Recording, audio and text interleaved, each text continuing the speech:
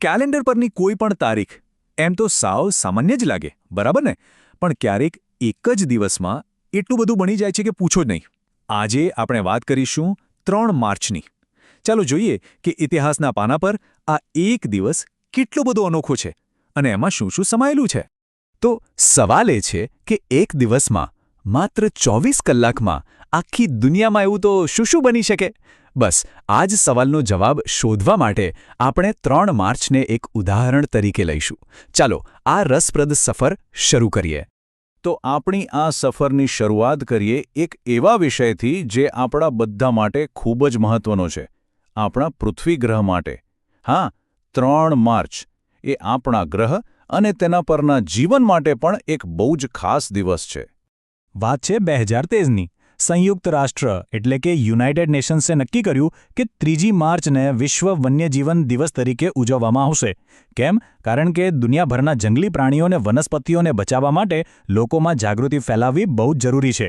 આ દિવસ આપણને યાદ કરાવે છે કે આપણે આ ગ્રહ પર એકલા નથી, આપણું અસ્તિત્વ બીજા અસંખ્ય જીવો સાથે જોડાયેલું છે. સારો, તો આ તો થઈ પૃથ્વી અને પ્રકૃતિની વાત. હવે જરા ફોકસ બદલીએ. એક ગ્રહ પરથી એક વ્યક્તિ પર આવીએ. એક એવી વ્યક્તિ, એક એવી પ્રતિભા જેણે આપણા જ્ઞાનની દુનિયાને જ બદલી નાખી. 3 માર્ચ એ આવા જ એક જીનિયસનો દિવસ પણ છે. જરા આ સમયરેખા જુઓ. કેટલી અદ્ભુત સફર છે. 1879ની સાલમાં આ જ દિવસે ભારતના એક મહાન વૈજ્ઞાનિક સીવી રમનનો જન્મ થયો હતો. એ વખતે કોને ખબર હતી કે આ જ બાળક મોટું થઈને કંઈક એવું કરશે કે આખી દુનિયા જોતી રહી જશે. અને થયું પણ એવું જ. દાયકાઓ પછી 1930માં એમને ભૌતિકશાસ્ત્ર માટે નોબેલ પુરસ્કાર મળ્યો. એમની શોધ હતી રામન ઇફેક્ટ. હવે સાવ સાદા શબ્દોમાં સમજાવીએ તો એમણે શોધી કાઢ્યું કે જ્યારે પ્રકાશનું કિરણ કોઈ વસ્તુમાંથી પસાર થાય ત્યારે એની સાથે શું થાય છે. બસ આ નાનકડી લાગતી શોધ એટલી ક્રાંતિકારી હતી કે આજે મેડિકલ સાયન્સથી લઈને સ્પેસ સાયન્સ સુધી બધે જ એનો ઉપયોગ થાય છે. એટલે આ દિવસ ખાલી એમના જન્મનો નથી, પણ એમની એ મહાન વૈજ્ઞાનિક ભેટનો પણ છે. તો એક વ્યક્તિની પ્રતિભાની વાત કરી. હવે ચલો ઇતિહાસના મોટા કેનવાસ પર નજર કરીએ. એક એવી જગ્યા જ્યાં દેશો બને છે, સામ્રાજ્યો બદલાય છે.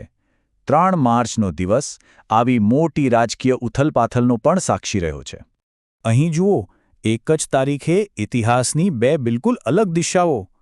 એક તરફ 1845માં ફ્લોરિડા અમેરિકાનું 27મું રાજ્ય બન્યું, મતલબ કે એક દેશ મોટો થઈ રહ્યો હતો, વિસ્તરી રહ્યો હતો. અને બીજી તરફ થોડા વર્ષો પછી 1924માં તુર્કીમાં મુસ્તફા કમાલ અતાતુર્કે સદીઓથી ચાલી આવતી ખિલાફત સિસ્ટમ જ ખતમ કરી દીધી. એટલે કે એક જૂનું સામ્રાજ્ય તૂટી રહ્યું હતું અને એક નવા દેશનો જન્મ થઈ રહ્યો હતો. અને આ બંને ઘટનાઓ વચ્ચેનું અંતર કેટલું? માત્ર 79 વર્ષ. જરા વિચારો, કેટલી ઝડપથી દુનિયા બદલાય છે. એક જ દિવસ 3 માર્ચ અને 2 અલગ અલગ ખંડો પર 2 મોટા દેશોનું ભવિષ્ય નક્કી થઈ રહ્યું હતું. આ જ તો ઇતિહાસ છે, જ્યાં પરિવર્તન સિવાય બીજું કંઈ જ કાયમી નથી. પણ ઇતિહાસમાં બધું જ ઉજવવા જેવું નથી હોતું. ઘણીવાર એ સંઘર્ષની, અન્યાયની અને એની સામે લડવાની કહાણી પણ હોય છે. 3 માર્ચનો દિવસ આવી 2 બહુ જ ગંભીર ઘટનાઓનો પણ સાક્ષી છે, જે આપણને વિચારવા પર મજબૂર કરી દે છે. 1931ની વાત છે. આ જ દિવસે ભારતના 3 ક્રાંતિકારી યુવાનો ભગતસિંહ, રાજગુરુ અને સુખદેવ થાપર, એમને મૃત્યુદંડની સજા ફટકારવામાં આવી. આ એક એવી ઘટના હતી જેણે આખા દેશને હલાવી દીધો અને આઝાદીની લડાઈમાં બલિદાનની ભાવનાને વધુ મજબૂત બનાવી. અને હવે ત્યાંથી બરાબર 60 વર્ષ આગળ જઈએ. 1991માં. જગ્યા અલગ, સમય અલગ, પણ સંઘર્ષ એ જ. અમેરિકામાં રોડની કિંગ નામના વ્યક્તિ પર પોલીસની હિંસાનો એક વિડિયો સામે આવ્યો. અને એ વિડિયોએ જાણે આગ લગાવી દીધી.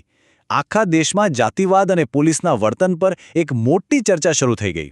આ ઘટના એ વાતનો પુરાવો છે કે કેવી રીતે ટેકનોલોજી, એક નાનકડી વિડિયો ક્લિપ પણ સમાજમાં મોટું પરિવર્તન લાવી શકે છે. તો આ બધું જોયા પછી શું લાગે છે? 3 માર્ચનો દિવસ કેવો છે? એ પ્રકૃતિની ઉજવણીનો દિવસ છે. એક વૈજ્ઞાનિકની પ્રતિભાને સન્માન આપવાનો દિવસ છે. દેશોને બદલાતા જોવાનો દિવસ છે. અને અન્યાય સામે અવાજ ઉઠાવવાનો પણ દિવસ છે. ટૂંકમાં એક જ દિવસમાં જાણે માનવ જીવનના બધા જ રંગો આવી ગયા, સારા અને નરસા બંને. અને આ બધું આપણને એક છેલ્લા સવાલ પર લાવીને મૂકી દે છે. ભવિષ્યમાં આજની તારીખ કઈ વાત માટે યાદ રખાશે? શું ખબર આજે જ કંઈક એવું બની રહ્યું હોય જે વર્ષો પછી ઇતિહાસનો ભાગ બની જાય. કારણ કે ઇતિહાસ કોઈ જૂની કિતાબ નથી, એ તો રોજ લખાય છે. અને ક્યાંક ને ક્યાંક આપણે સૌ એમાં આપણો ફાળો આપી રહ્યા છીએ.